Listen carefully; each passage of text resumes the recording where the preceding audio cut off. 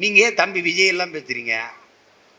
அவர் எனக்கு மட்டும் இல்லை, நம்ம கட்சிக்கு அவர் தம்பி தான். தமிழக வெற்றி கழகமா அது நம்ம கட்சிக்கு ஒரு தம்பி கட்சி. அது அவர் நமக்கு ஒன்றும் கிடையாது. அவர் பாட்டுக்கு வரட்டும், அவர் வேலையை செய்யட்டும், நம்ம வேலையை செய்யட்டும். நம்ம மட்டும்தான் போராடணுமா? பரந்தூர் விமான நிலையத்துக்கு நம்ம போராடுறோம். அவர் பக்கத்தில் இந்த மேல்மா சிப்காட் தொழிற்சாலைக்கு அவர் போராடட்டும், அவ்வளோதானே. வேலையை பிரிச்சுக்கிடுவோம். போட்டு அதை போய் எதிரி மாதிரி போயிட்டு அவர் வந்தால் என்ன ஆகும்? ஒன்றாவது. நீ உன் வேலை பாரு.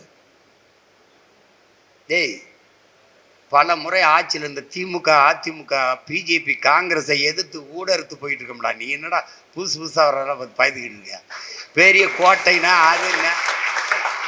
ஒன்றும் இல்லை. அப்ப திருப்பி திருப்பி போயிட்டு அதே வேலையை செஞ்சுக்கிட்டு இருக்காது. நீ செத்துட்ட, அழிஞ்சிட்ட, ஒண்ணும் இல்லை, எல்லாத்தையும் இழந்துட்ட.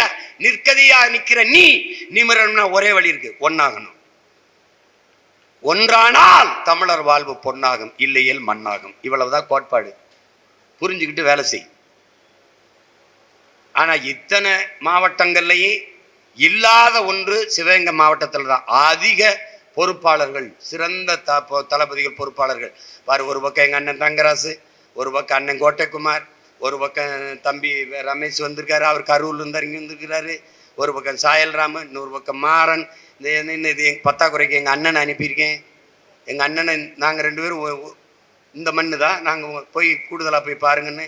இத்தனை தளபதிகள் இருந்து இன்னும் 4 தொகுதியை சரி பண்ண முடியலைன்னா நான் நாட்டை எப்படி வெல்றது? எப்படி வெல்றது? ஊரை வெல்ல முடியாத நான் உலகத்தை வெல்ல போறேன்னா சிரிக்க மாட்டானா?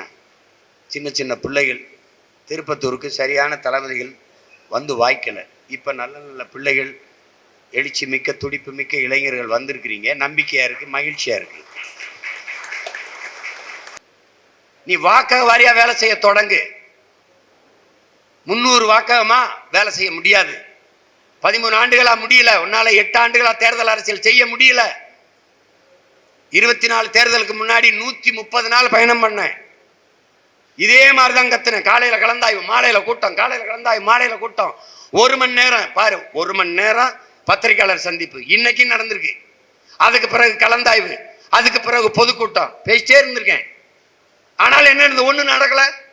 நீ கட்டமைப்ப நான் சொன்னதை கேட்கல.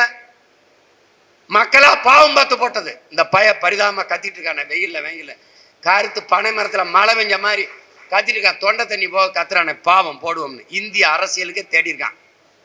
இப்போ அந்த வாக்கக வாரியா 20 விழுக்காடு கூட வாக்ககத்தில் முகவரிட்டு நிரப்பாத ஒரு கட்சிக்கு இத்தனை லட்சம் வாக்கை செலுத்தி அங்கீகாரம் பெற்ற கட்சியாக மக்கள் தந்திருக்கிறார்கள் என்றால் மக்கள் எவ்வளவு மகத்தானவர்கள், நம் மீது எவ்வளவு அன்பு வைத்து நம்பிக்கை வைத்திருக்கிறார் என்று நீ புரிஞ்சுக்கணும். அதை புரிஞ்சுக்கணும். நீ ஒண்ணு தெரிஞ்சுக்க, எந்த வாக்ககத்திலையும் தமிழ்நாட்டில் எல்லா வாக்ககத்திலையும் வாக்கக முகவர் இல்லாத வாக்ககங்கள் இருந்திருக்கு நாம் தமிழர் கட்சிக்கு. ஆனால் வாக்கு விழாத எந்த வாக்ககமும் தமிழ்நாட்டில் இல்லை. பல இடங்களில் திமுக அதிமுகவை விட அதிகமான வாக்கை மக்கள் நமக்கு செலுத்தியிருக்காங்க.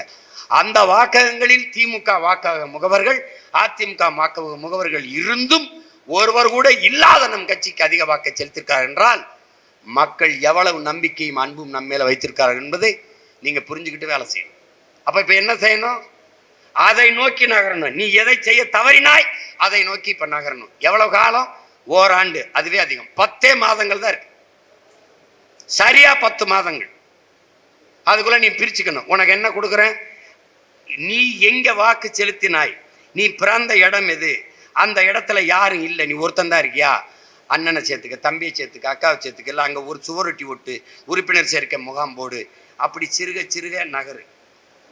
ஒரு வாக்ககம் ஒரு கிளை, ஒரு வாக்ககம் ஒரு கிளை, ஒரு வாக்ககம் ஒரு கிளை, ஒரு வாக்ககம் ஒரு கிளை. 4 வாக்ககத்தை ஒன்றியமா வச்சுக்கிறியா, வச்சுக்க. இல்ல 6 வாக்ககத்தை ஒரு ஒன்றியமா வச்சுக்க.